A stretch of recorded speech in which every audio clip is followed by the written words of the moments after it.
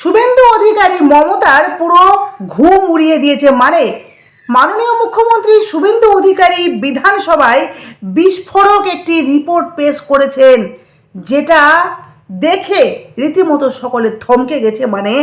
আসল সত্যি ফাঁস করলেন এবার মাননীয় মুখ্যমন্ত্রী শুভেন্দু অধিকারী। বুঝতে পারছেন, মমতা বন্দ্যোপাধ্যায়ের পুরো হুঁশ উড়ে গেছে।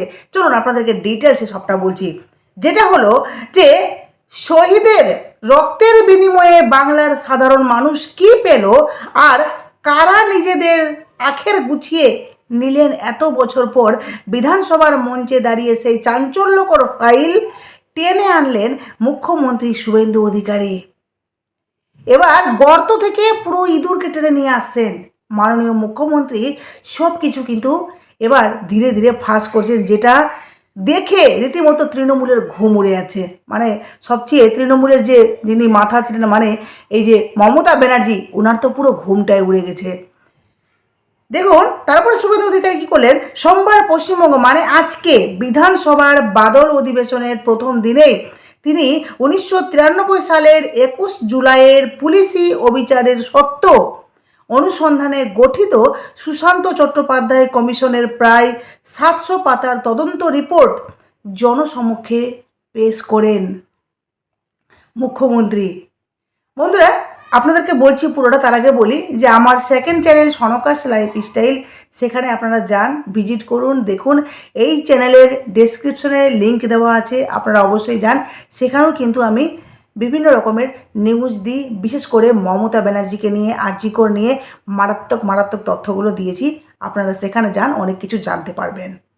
অবশ্যই নতুন থাকলে চ্যানেলটি সাবস্ক্রাইব করে পাশে থাকবেন। এবার আসি, এই যে মাননীয় মুখ্যমন্ত্রী শুভেন্দু অধিকারী, যেটা উনি আজকে জমা দিয়েছেন 700 পাতার তদন্ত রিপোর্ট জনসম্মুখে পেশ করেছেন, যেখানে আর সেই সরকারি রিপোর্টের ওপর ভিত্তি করে মুখ্যমন্ত্রী আজ যে ঝাঁঝালো বক্তব্য রাখলেন, শুভেন্দু অধিকারী পুরো ঝাঁঝালো বক্তব্য রাখলেন, তাতে রাজনৈতিক মহলে রীতিমতো শোরগোল পড়ে গিয়েছে।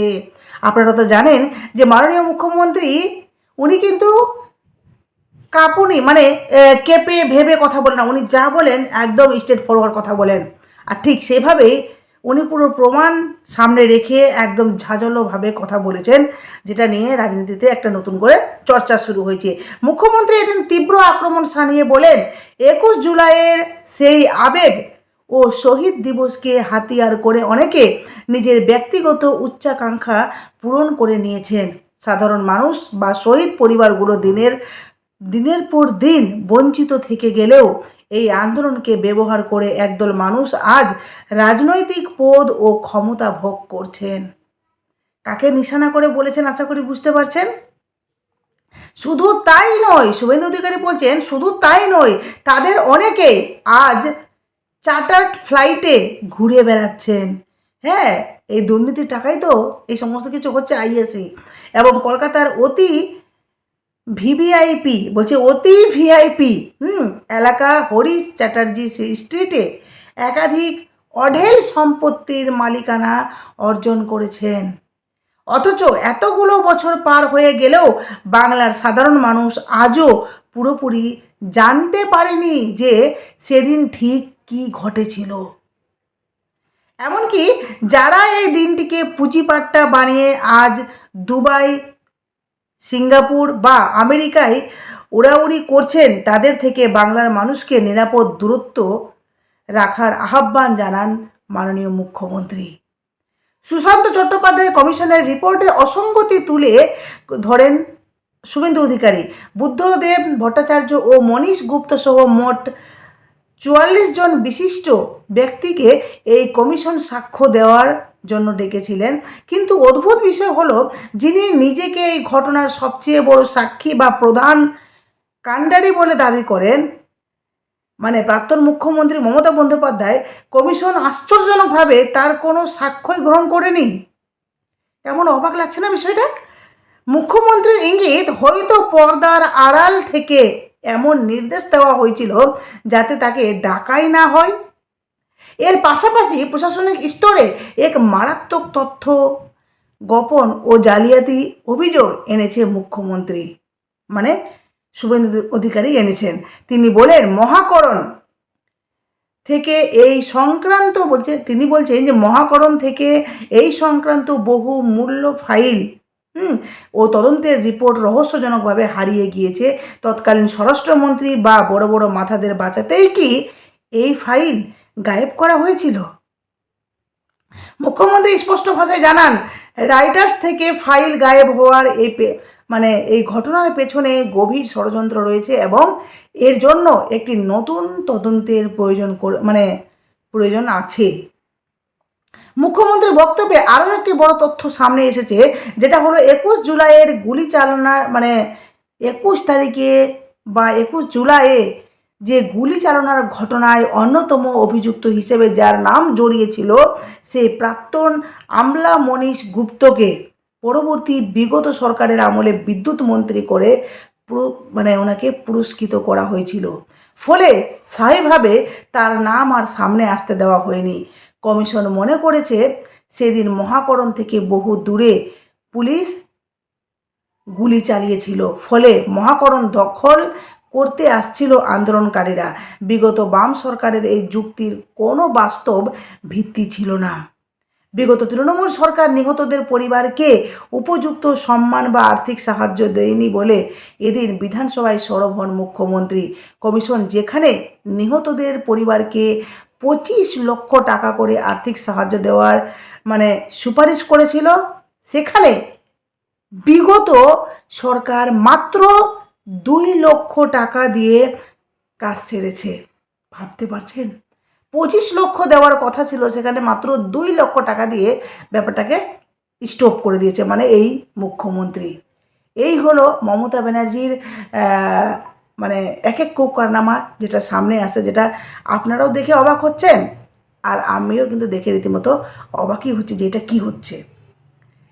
তিনি বলছেন, মুখ্যমন্ত্রী বড় ঘোষণা করে জানান, এবার বর্তমান বিজেপি সরকারের পক্ষ থেকে মুখ্যমন্ত্রী ত্রাণ তহবিল থেকে নিহতদের পরিবারকে ওই বকেয়া 25 লক্ষ টাকা আর্থিক সাহায্য দেওয়া হবে। একই সাথে তিনি স্পষ্ট করে দিয়েছেন, ওই দিনের ঘটনায় যারা প্রকৃত বিচার পাননি বা নতুন করে তদন্ত চান, তারা চাইলে এখন নতুন করে থানায় এফআইআর দায়ের করতে পারেন। রাজনৈতিক বিশেষজ্ঞদের মতে 21 জুলাইয়ের ঠিক প্রাক্কালে মুখ্যমন্ত্রী শুভেন্দু অধিকারীর এই অফিসিয়াল রিপোর্ট প্রকাশ এক ধাক্কায় বিরোধীদের নৈতিক ভিত্তি ধূলিসাৎ করে দিল। শহীদ দিবসের মঞ্চ থেকে যারা প্রতি বছর আবেগের তাস খেলেন, বিধানসভার এই সরকারি রিপোর্টের পর তাদের আসল চেহারা বাংলার মানুষের সামনে পরিষ্কার হয়ে গেল। এরপরেও যদি কিছু মানুষ বলে যে মমতা ব্যানার্জি ছিলেন তো ভালো ছিলেন, আর কিছু বলার নেই। কারণ দেখুন, শুভেন্দু অধিকারী আসার পর শুধুমাত্র যে আমরা হিন্দুরাই যে খুশি আছি তা কিন্তু নয়, অনেক এমনি আছেন, মুসলিম আছেন, অথচ মুখ্যমন্ত্রী শুভেন্দু অধিকারী হওয়ার পর ওনারা আনন্দ করছেন। ওনারা বলছেন যে আমরা ভাবছিলাম যে বিজেপি সরকার আসলে হয়তো হিন্দুদের নিয়েই থাকবে, মুসলমানদের উপর অত্যাচার করবে, কিন্তু তা নয়। শুভেন্দু অধিকারী পরিষ্কার বলেছেন, আমি সমস্ত দুর্নীতির ক্ষেত্রে বা সমস্ত অন্যায়ের ক্ষেত্রে 0 টলারেন্স নীতি উনি কিন্তু পরিষ্কার বলেছেন। ঠিক আছে, অন্যায় সে বিজেপি নেতা করলেও তাকেও পানিশমেন্ট দেওয়া হবে। বিজেপি করছেন উনি যদি অন্যায় করেন, গুন্ডাগর্দি করেন, দাদাগিরি দেখান, তো উনাকেও পানিশমেন্ট দেওয়া হবে। এমনকি যে মানুষ আসলে কি তৃণমূল না জনগণের মাথায় ঢুকিয়ে দিচ্ছিল যে বিজেপি সরকার হিন্দুদের আর টিএমসি মুসলিমদের, এই জন্যই জনগণ বিভ্রান্ত হয়ে যাচ্ছিল। এখানে জনগণের দোষ নেই, বুঝলেন তো? এখানে জনগণ বুঝতে পারছিল না বা বিভ্রান্ত হচ্ছিল, তাদেরকে বুঝিয়ে দেওয়া হচ্ছিল যে বিজেপি সরকার আসলেই তাদের উপর অন্যায় অত্যাচার করবে। অথচ দেখুন, অনেক মুসলিম ভাই বাড়ির বোনেরা দিদিরা আছেন যারা কিন্তু অন্নপূর্ণা যোজনা পাচ্ছেন, প্রত্যেকে অ্যাপ্লাই করেছে, কেউ পায়নি, কেউ পাবে, আর বেশিরভাগই পেয়েছেন, পাচ্ছেন। কারণ এটা কোনো ধর্মভিত্তিক দেওয়া হচ্ছে না, এটা শুধুমাত্র নারীদেরকে দেওয়া হচ্ছে। ঠিক আছে, যাই হোক, আপনাদের মাথায় যারা এখনও অবধি ভাবছেন যে শুভেন্দু অধিকারী ওই ধর্মভিত্তিক উনি বিচার করছেন বা ধর্মভিত্তিক দেখছেন, তা কিন্তু নয়। শুভেন্দু অধিকারী, মমতা ব্যানার্জি যে এক এক করে পর্দাফাঁস করছেন, আপনারা বুঝতে পারছেন যে মমতা ব্যানার্জি তার কালে কি দুর্নীতি করেছেন, তার চেলা চামুন্ডা তার পরিবার মিলে, পরিবার বলতে তার ভাইপো টাইপো সবাই মিলে কি কুকারনামাগুলো করেছে। যাই হোক, আপনারা অবশ্যই নিজেদের মূল্যবান মতামত কমেন্ট বক্সে দিন। টাটা।